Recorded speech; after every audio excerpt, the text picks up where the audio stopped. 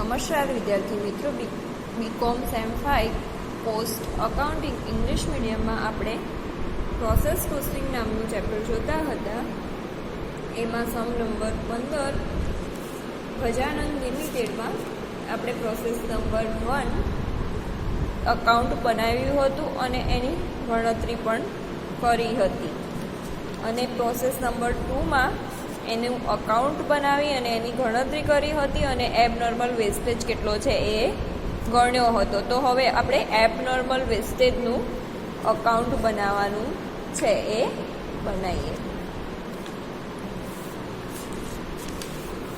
તો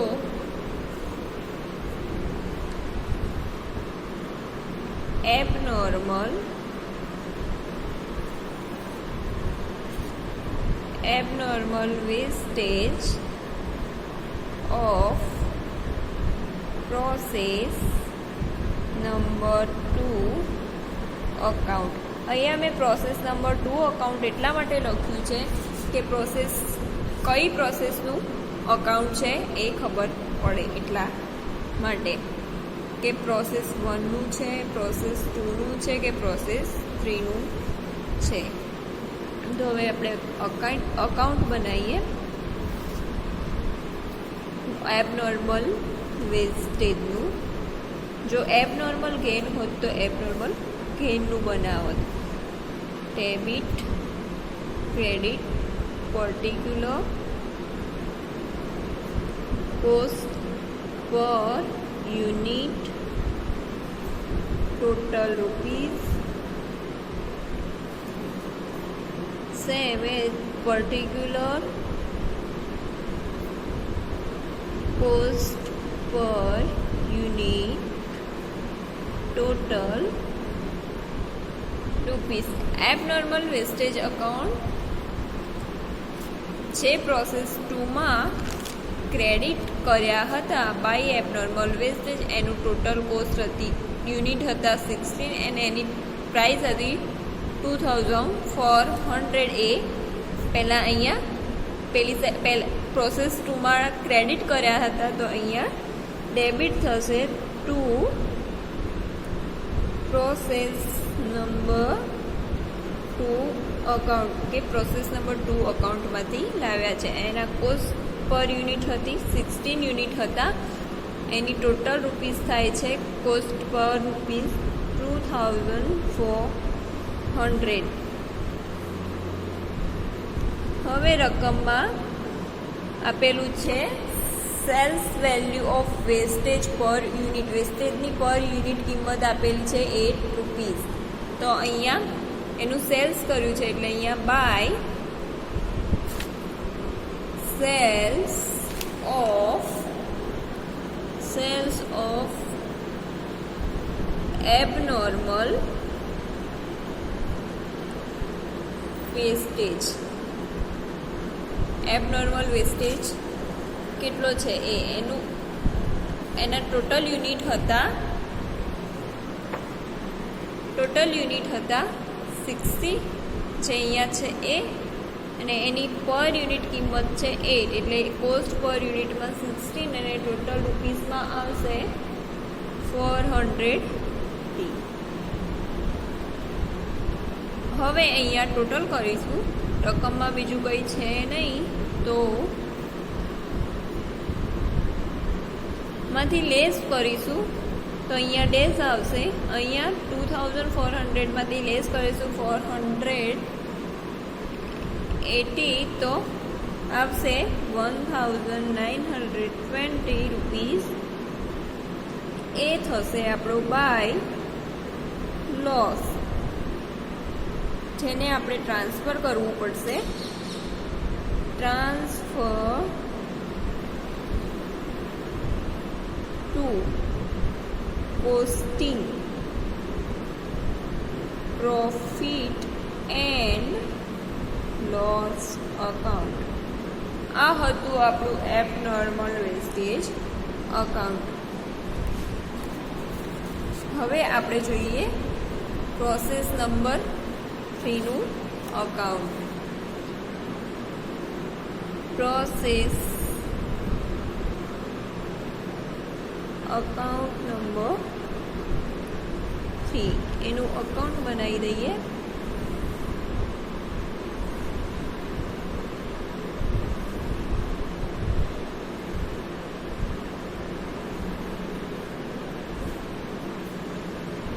debit, credit, particular,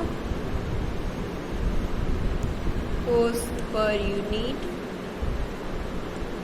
total rupees, particular, cost per unit, total rupees. First process અકાઉન્ટમાં છે આપણે process 2 account બનાવ્યું હતું એના ટ્રાન્સફર થશે. જે પ્રોસેસ 2માં ટ્રાન્સફર કરવાના છે એ પહેલાં કરી લઈએ. અહીંયા પ્રોસેસ 2માં ક્રેડિટ કર્યા હતા તો આપણે પ્રોસેસ 3માં ડેબિટ થશે. 2 transfer from process account number 2 process 2 નામના અકાઉન્ટમાંથી ટ્રાન્સફર કર્યા છે. કેટલા હતા? કોસ્ટ પર યુનિટ હતા 3316 અને એની ટોટલ પ્રાઇસ હતી 1,34,400. હવે બુકમાં જોઈએ આપણે. એમાં મટીરિયલ છે પ્રોસેસ 3માં કેટલું છે? 27,120. તો એ ડેબિટ સાઈડ લખાશે. 2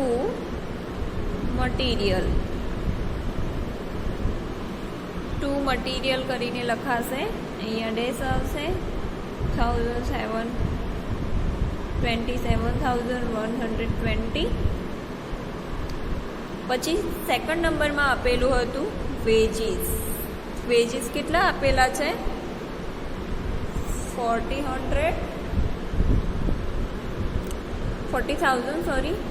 2 વેજીસ 40,000. એના પછી સેકન્ડ આપેલું છે મેન્યુફેક્ચરિંગ ઓવરહેડ. તો 2 મેન્યુફેક્ચરિંગ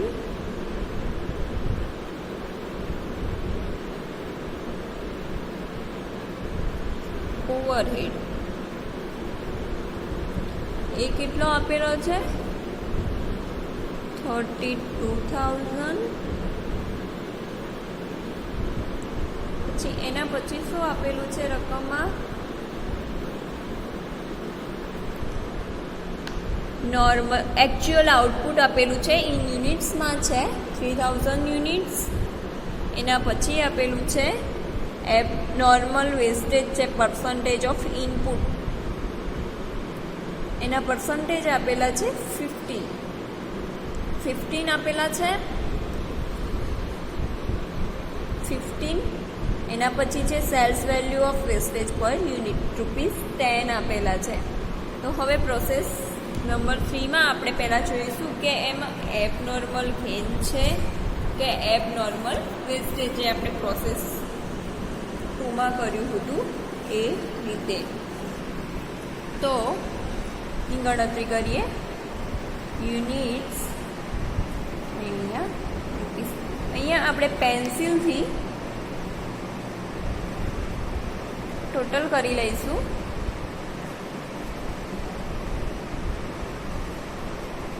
જે અહીંયા સાઈડમાં લખીશું 3,316.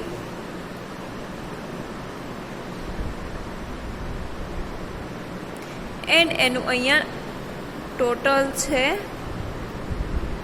2,33,520.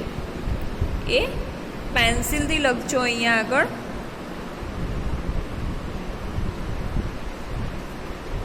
એનું ટોટલ કર્યું એની આપણે અત્યારે જરૂર પડશે એટલા માટે અહીંયા ડેબિટ સાઇડ જે છે એ 1316 એન્ડ 2,33,000 બુકમાં નોર્મલ વેસ્ટેજ આપેલું છે, નોર્મલ વેસ્ટેજના પર્સન્ટેજ આપેલા છે, એની ગણતરી બાકી છે ને આપણે, તો એ કરીએ. બાય નોર્મલ વેસ્ટેજ 3,316 એના 50% કરીએ એટલે કેટલા આવશે?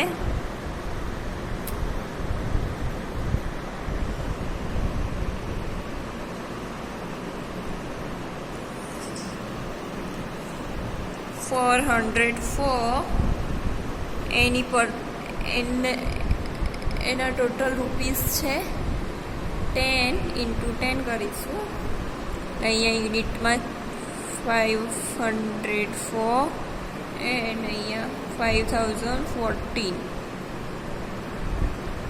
આવશે. અહીંયા ક્રેડિટ સાઇડ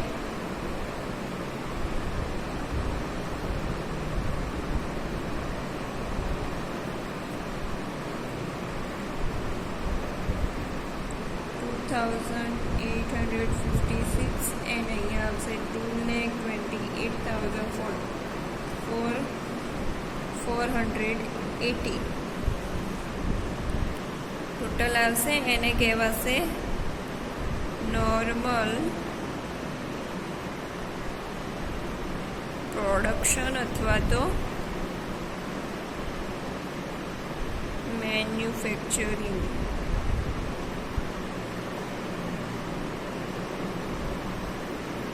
એમાંથી લેસ થશે એકચ્યુઅલ આઉટપુટ. એકચ્યુઅલ આઉટપુટ આપેલા છે કેટલા? 3,000.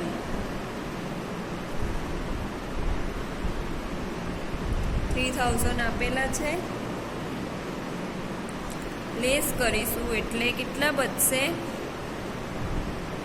1,400 જે માઇનસમાં આવશે એને કહેવાશે એબનોર્મલ ગેઇન.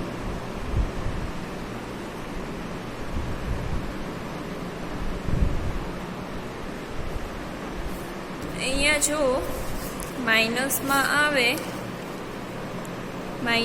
આવે તો એને એબનોર્મલ ગેઇન કહેવાય, અને જો પ્લસમાં આવે તો એબનોર્મલ વેસ્ટેજ કહેવાય. ગેઇનને બીજું પ્રોફિટ પણ કહેવાય. અહીંયા કેટલા આવ્યા? 144 જે એબનોર્મલ ગેઇન છે. એ હવે આપણે કઈ સાઈડ લખીશું?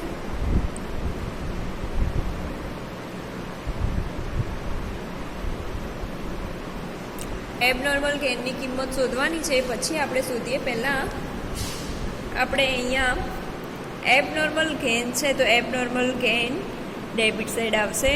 2 એબનોર્મલ ગેઇન. એબનોર્મલ ગેઇન કેટલા છે?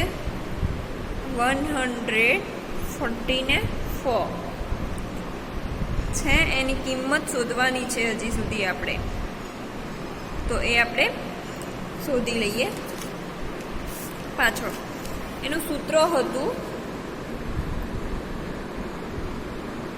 નોર્મલ કોસ્ટ પર કોસ્ટ ઓફ નોર્મલ આઉટપુટ પર યુનિટ. સૂત્ર હતું NC/NP ને normal cost upon normal production. Normal cost હતી કેટલી છે? 2,28,480 2,28,480 અને એનું નોર્મલ પ્રોડક્શન છે 2,856 એનું ટોટલ આવશે 80 રૂપીઝ પર યુનિટના કેટલા છે 80 રૂપીઝ. તો અહીંયા પણ 144 × 80 રૂપીઝ કરીશું એટલે આવશે 11,520. અહીંયાનું ટોટલ કરી લઈશું આપણે.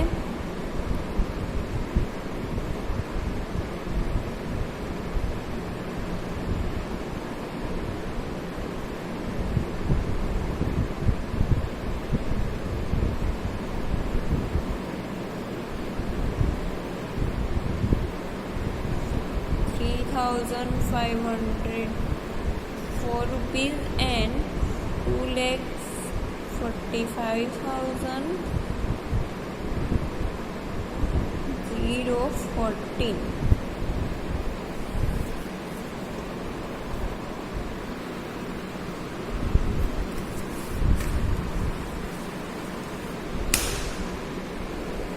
ટોટલ આવે છે 2,25,014. તો આ સાઈડ સેમ કરી લઈશું 3,05,004 એન્ડ ટોટલ છે 2,45,040.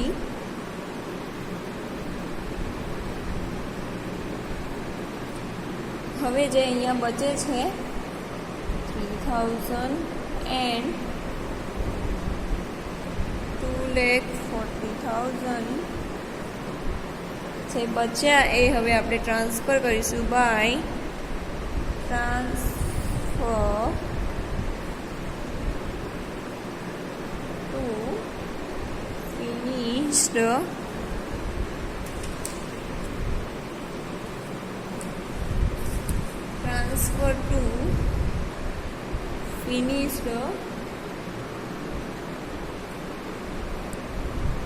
Stock account. અહીંયા પ્રોસેસ નેક્સ્ટ આપેલી નથી.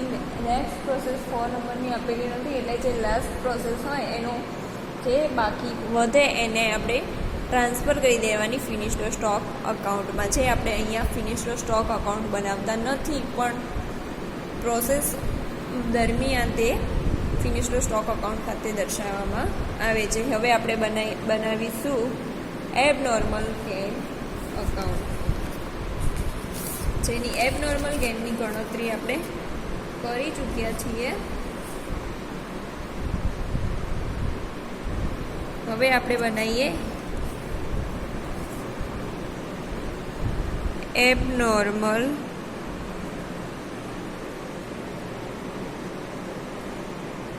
gain of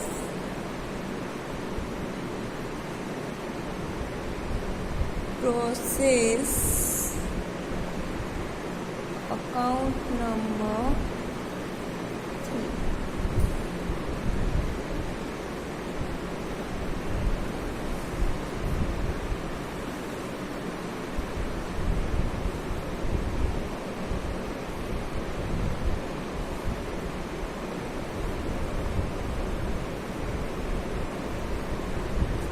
Debit, credit,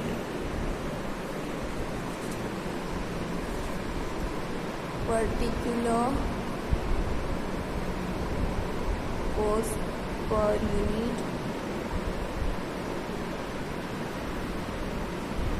total rupees,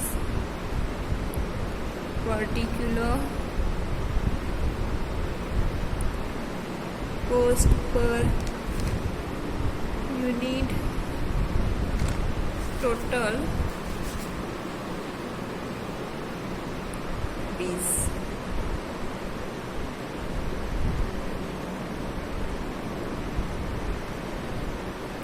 જેનું આપણે સેલ્સ કર્યું હતું એ લખીએ. જે ગેઇન આવ્યો હતો એને સેલ કરી દેવામાં આવશે. ફર્સ્ટ સેલ નહીં કરવામાં આવે, એને એ ડેબિટ સાઈડ હતું. પ્રોસેસ નંબર 3માં ડેબિટ સાઈડ હતું, એ હવે અહીંયા એબનોર્મલ ગેઇન અકાઉન્ટમાં ક્રેડિટ સાઈડ આવી જશે by transfer from process account number 3 144. એની પ્રાઇસ હતી 18 રૂપીઝ. તો અહીંયા 144ની કિંમત આવશે 11,520 રૂપીઝ. હવે એનું આપણે એની સેલ્સ કર્યું હતું. કેટલાનું કર્યું હતું? 2 sales of normal gain. એના યુનિટ હતા 144 અને એની પ્રાઇસ છે જે રકમમાં આપેલી છે ₹10 એ લેવાની છે. અહીંયા યુનિટમાં 144 અને એની કિંમત આવશે 1,444. હવે અહીંયા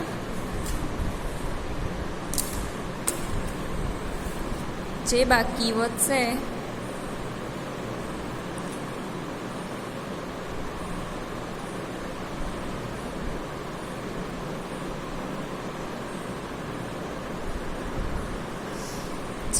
બાકી વધે છે એને લઈ જવાશે to profit and loss account. અહીંયા ડેશ આવશે. આમાંથી 11,520 માંથી લેસ હશે 1,440, તો બચશે 10,018 રૂપીઝ વધશે. તો આ હતો તમારો એબનોર્મલ વેસ્ટેજ અને એબનોર્મલ ગેઇન સાથેનો સમ, જે પ્રોસેસ 1, 2 એન્ડ 3 માટે હતો. હવે આપણે નેક્સ્ટ સમ જોઈશું.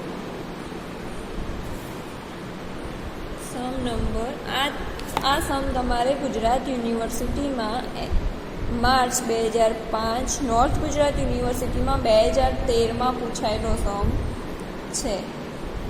હવે આના પછી નેક્સ્ટ સમ છે. આપણે એના જેવો સેમ લઈએ. 11 નંબરનો વર્ધા મેન્યુફેક્ચરિંગ કંપની લિમિટેડ. એની આપણે રકમ વાંચી લઈએ.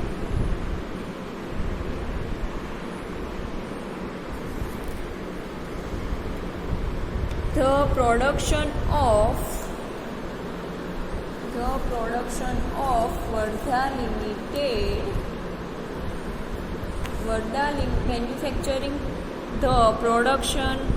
Vardha Manufacturing Company Limited passes through 3 processes. Before it is transferred to finished stock, the following information is obtained for the month of March 2013.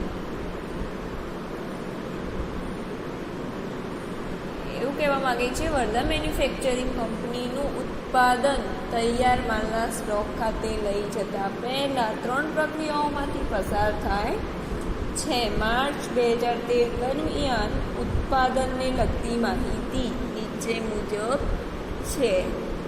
Particular આપેલા છે. પ્રોસેસ 1, પ્રોસેસ 2 એન્ડ પ્રોસેસ 3 આપેલું છે. એમાં નીચે જોઈએ આપણે રો મટીરિયલ યુઝડ ઇન ટનમાં આપેલું છે, એટલે કે રો મટીરિયલ જે છે એ ટનમાં આપેલું છે. પછી cost of raw material per ton, cost of raw material per ટનની કિંમત આપેલી છે. એના પછી છે ડિરેક્ટ વેજીસ આપેલા છે રૂપીઝમાં. પછી મેન્યુફેક્ચરિંગ ઓવરહેડ આપેલો છે રૂપીઝમાં. Weight lost in process, percentage in output, percentage આપેલા છે વેઇટ લોસના.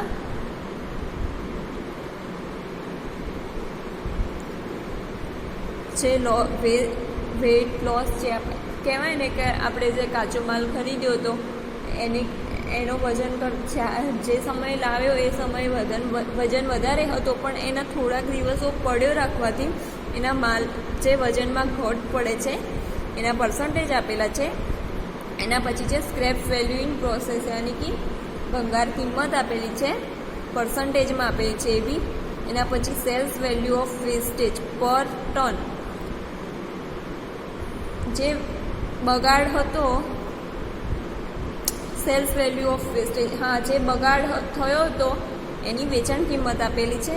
એના પછી છે એકચ્યુઅલ આઉટપુટ ઇન ટન, યાની કે ખરેખર ઉત્પાદન કેટલું થયું એ આપેલું છે. હવે નીચે જોઈએ. Finished product of each process is transferred to other process as raw material and that of process free to warehouse. There was no stock of material or work in process in any process. યાની એવું કહેવા માગે છે એક પ્રક્રિયાનો તૈયાર માલ બીજી પ્રક્રિયાના કાચા માલ તરીકે ટ્રાન્સફર થાય છે. આની જે પ્રોસેસ 1માં બચ્યું છે એ પ્રોસેસ 2માં આવશે, ને 2માં જે બચ્યો છે ફિનિશ્ડ સ્ટોક એ 3માં આવશે, ટ્રાન્સફર થાય છે. અને પ્રક્રિયા 3નો તૈયાર માલ ગોડાઉન ખાતે લઈ જવામાં આવે છે. યાની કે જે પ્રોસેસ નંબર 3 છે એનો જે ફિનિશ્ડ સ્ટોક બચે છે એને ગોડાઉન ખાતે લઈ જવામાં આવે, યાની કે વેર હાઉસ ખાતે લઈ જવામાં આવે છે. એક પ્રક્રિયામાં શરૂઆતનો કે આખરનો માલનો સ્ટોક કે ચાલુ કામનો સ્ટોક નથી. ત્રણોમાંથી નીચે આવે છે. From the above information you are required to prepare process account and finish and find out cost per unit of each process. Also give the abnormal wastage or effective gain account, યાની કે abnormal વેસ્ટેજનું account બનાવો, અને બીજું છે abnormal gain આપેલો હોય તો abnormal ગેઇનનું account બનાવો. અહીંયા ઇફેક્ટિવ આપેલું છે એટલે કે એબનોર્મલ થશે. So thank you so much.